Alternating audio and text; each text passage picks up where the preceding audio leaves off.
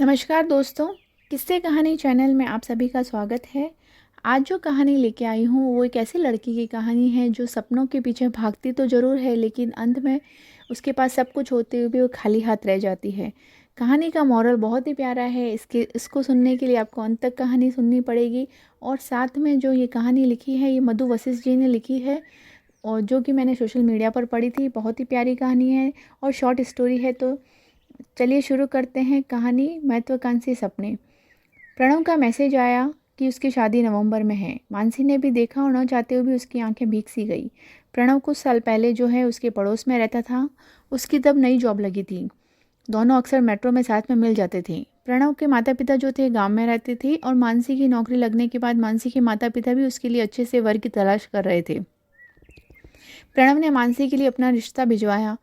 क्योंकि प्रणव का मानसी के घर पे आना जाना भी था, तो उसने अपना रिश्ता भिजवा दिया। ऐसा नहीं था कि दोनों एक दूसरे को पसंद नहीं करते थे, लेकिन बात जब रिश्ते की आई तो मानसी ने माता पिता को स्पष्ट रूप से मना कर दिया। उसने ये बता दिया कि वो इतना पैसा कमाती है, मतलब आज 4.5 लाख रुपए उसका पैकेज है और प्रणव का 6 लाख रुपए। 1-2 सालों में वो भी उसके जितना ही कमाने लगेगी। लेकिन आज प्रणव के पास ना तो रहने के लिए कोई अच्छा सा मकान है और ना ही कोई बढ़िया सी कार है। और तो उसकी माँ को भी ये बात समझ में आ गई कि बेटी जो है काफ़ी महत्वाकांक्षी है, तो उसने बात को आगे नहीं बढ़ाया। हालांकि माता पिता ने उसके बाद और भी रिश्ते देखे, लेकिन हर जगह मानसी को कोई ना कोई कमी दिखने लगी थी। यूं ही मानसी का पैकेज बढ़ रहा था, प्रणव का भी पैकेज बढ़ रहा था। सिर्फ अपने पैकेज और भौतिक सुखों को ही संपूर्ण मानने वाले दोनों ये भूल चुके थे कि साथ साथ उनकी उम्र भी बढ़ रही थी। समय बीतता गया। पैकेज के साथ कभी किसी कंपनी में पूना, बेंगलुरु और हैदराबाद ऐसी ही जगह दोनों की पोस्टिंग हो रही थी। हालांकि दोनों आपस में चैटिंग कर रहे थे, लेकिन दोनों उम्र के 35 पार कर चुके थे। प्रणव अपनी मेहनत और लगन के बलबूते पर आज कंपनी में वीपी की पोस्ट पर था। उसके पास बहुत ही महंगी गाड़ी और अच्छा सा बंगला भी था, और साथ में उसका 45 लाख रुपए का पैकेज था। मानसी का पैकेज भी करीबन करीबन 25 से 30 लाख रुपए का था, लेकिन समय के साथ उसके पास और भी रिश्ते आ रहे थे, लेकिन उस रिश्तों में भी उसे कोई अपने अनुरूप नहीं मिल पा रहा था। प्रणव की पोस्टिंग जब नोएडा में हुई तब अपने गांव से माता पिता को भी ले आया था। मानसी हैदराबाद में रहती थी। ऐसे ही चैटिंग करते हुए प्रणव ने एक बार फिर से मानसी को प्रपोज कर दिया। यानी प्रणव जो था एक सॉफ्ट हार्टेड पर्सन था, वो सपनों के साथ साथ रिश्तों को भी अहमियत देता था। तो उसने वापस एक बार कोशिश की, लेकिन मानसी ने इस बार भी उसके प्रस्ताव को साफ साफ मना कर दिया, और ये कहते हुए मना किया कि मेरी जो एमएनसी है उसकी कोई ब्रांच नोएडा में नहीं है, वह सिर्फ बेंगलुरु में है और हैदराबाद में है।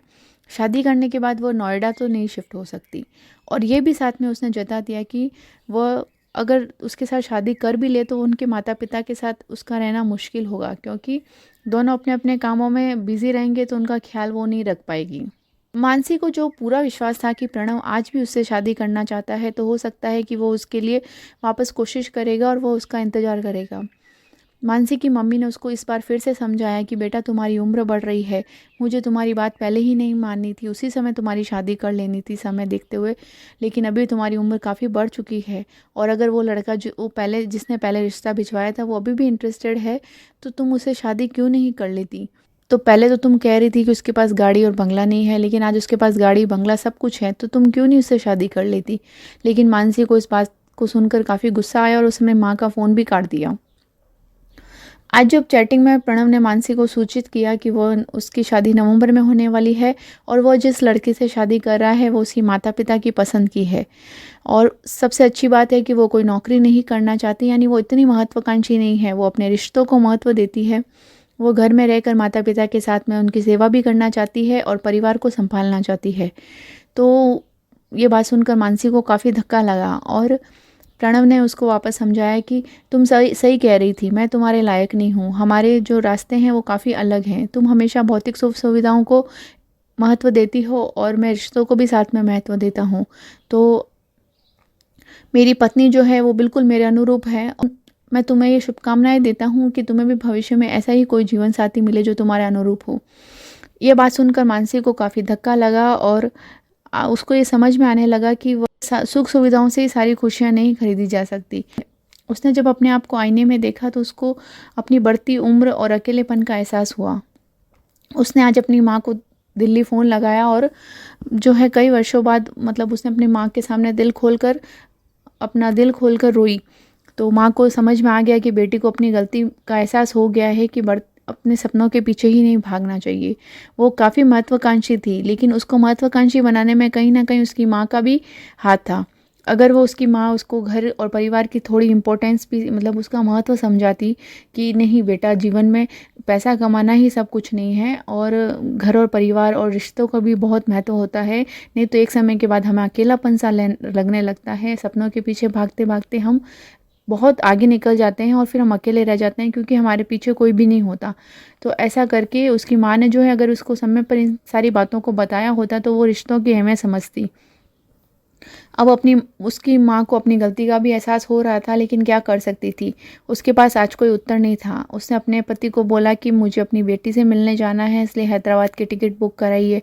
और वो अपनी बेटी से मिलने जाती है और अपनी बेटी को एक सांत्वना देती है और समझाती है कि अभी भी देर नहीं हुई है, एक अच्छे रिश्ते की तलाश करते हैं और अच्छे रिश्ते के साथ में ही तुम शादी करके अपने जो है कैरियर को भी आगे बढ़ा सकती हो, लेकिन इतनी महत्वाकांक्षी मत बनो। तो दोस्तों, इस कहानी से हमें ये संदेश मिलता है कि ऐसा नहीं है कि हमें सपनों के पीछे नहीं भागना चाहिए या फिर हमें महत्वाकांक्षी नहीं होना चाहिए।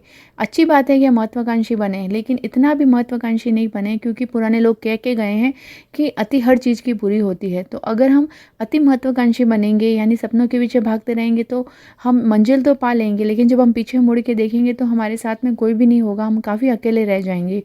तो लाइफ को हमें एक संतुलन बना के रखना चाहिए। रिश्ते भी ज़रूरी होते हैं और पैसा कमाना और अपने सपनों को पूरा करना भी ज़रूरी होता है। तो हमें एक संतुलन बनाना चाहिए। सही उम्र में शादी करनी चाहिए और चाहे तो सही उम्र में अपने रिश्तों को अहमियत देना चाहिए। जो हमसे प्यार करता है, जो हमें महत्व देते हैं, हमें उनके महत्व को समझना चाहिए।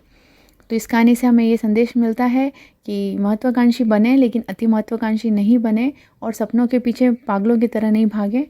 अगर आपको ये कहानी पसंद आई है तो मुझे कमेंट बॉक्स में ज़रूर बताइए और साथ में ये भी बताइए कि आपको किस तरह की कहानी सुनना पसंद है। इंग्लिश स्टोरी, हिंदी स्टोरी, या फिर शॉर्ट स्टोरी, लॉन्ग स्टोरी, और या फिर किसी खास लेखक या लेखिका की कोई कहानी सुननी पसंद है तो मुझे ज़रूर कमेंट बॉक्स में बताइए। मैं कोशिश करूँगी कि आपको जो है उनकी कहानियाँ सुनाऊँ। मिलते हैं हम अगले ऑडियो में। तब तक अपना ख्याल रखिए। Take care, bye.